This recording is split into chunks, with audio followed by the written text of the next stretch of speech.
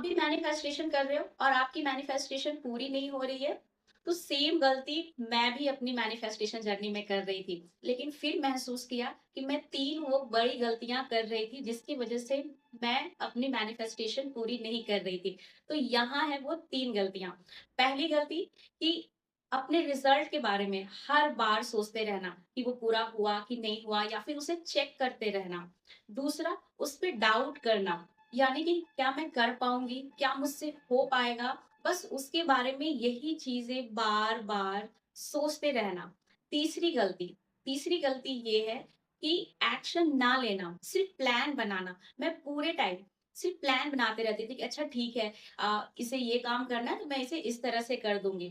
उसे प्रायोरिटी नहीं देना, उसकी प्रायोरिटी को इग्नोर कर देना। जब भी बारी आती थी कि अपने प्लान को अब मैं एग्ज़ीक्यूट करूँगी, तो एग्ज़ीक्यूट करने की जगह पे कोई दूसरा काम आ जाता और जैसे ही आ जाता मैं सोचती कि चलो पहले इसे कर लूँ, इसे मैं बाद में कर लूँ। तो यहाँ पे प्रॉब्लम क्या आ रही थी कि मैं जो सोच रही थी, उस पे डाउट कर रही थी।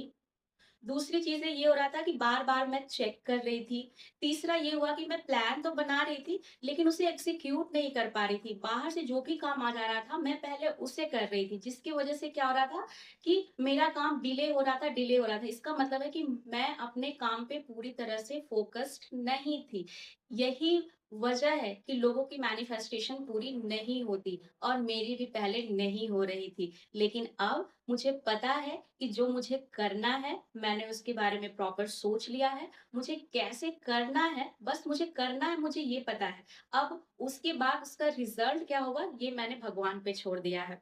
और तीसरा चीज़ कि मुझे पता है कि मेरी प्रायोरिटी क्या है, मुझे अभी में क्या करना है। तो जब अभी में मुझे यही करना है, तो मैं अभी कोई दूसरा काम बिल्कुल भी नहीं लूँगी। अगर आप इस तरह से काम करते हो, तो आप मुझे कमेंट में बताओ या फिर आप भी मेरी तरह पहले की तरह लूप में फँसे हो तो वो भी बताओ।